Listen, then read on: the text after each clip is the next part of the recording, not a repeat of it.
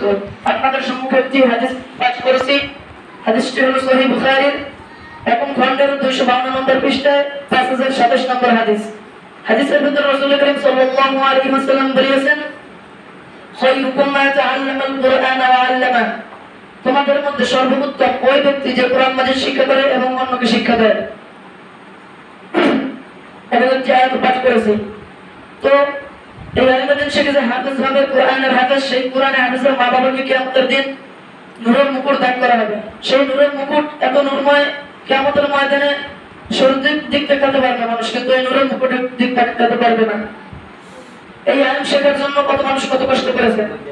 এই আইন শেখার জন্য কি জানতে হবে, কি ধরতে হবে, এই বিষয়ে একজন কবি বলেছেন, আগার খাহি আলিমাদিন আযম বাইদ সুফতা করে আসান ইসলামিয়া ইলমেদিন মুখতা।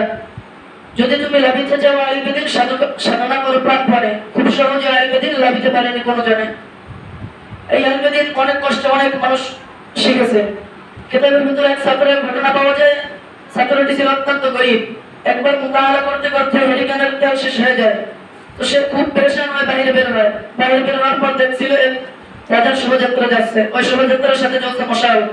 সে কিতাব নিয়ে ছুটতে ছুটতে শোভাযাত্রা ধরলো। মশালের পিছনে হাঁটতে হাঁটতে সে শাহী মহলের ভিতর ঢুকে পড়লো। শাহী মহলের ভিতর খাস কাপড়ে ঢুকে পড়লো, কিন্তু তার কোনো হুঁশ নেই। সে কিতাব পড়ছে, কিতাবই পড়ছে। রাজা তাকে লক্ষ্য করলো, কিন্তু কিছু বলছে না। যখন তার মুতাআলা করা শেষ, হুঁশ ফিরেছে, তখন রাজা তাকে অভয় দিয়ে বলল, তুমি ভয় পেও না, তোমাকে আমার ভালো লেগেছে। তোমাকে আমি ভাতা নির্ধারণ করতে চাই, প্রতি মাসে বেতন দিতে চাই।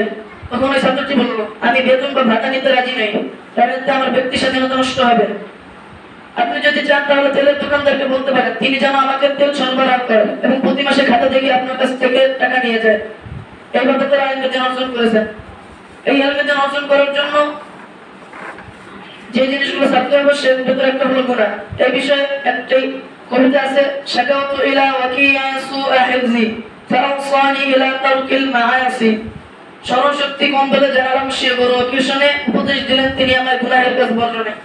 তারাও আলিমদিন শেখার জন্য মাদ্রাসায় গিয়েছিলেন, আমরাও আজকে আলিমদিন শেখার জন্য মাদ্রাসায় আসছি, কিন্তু আমাদের হিম্মত দুর্বল, আমরা আলিমদিন শিক্ষা করতে পারতেছি না।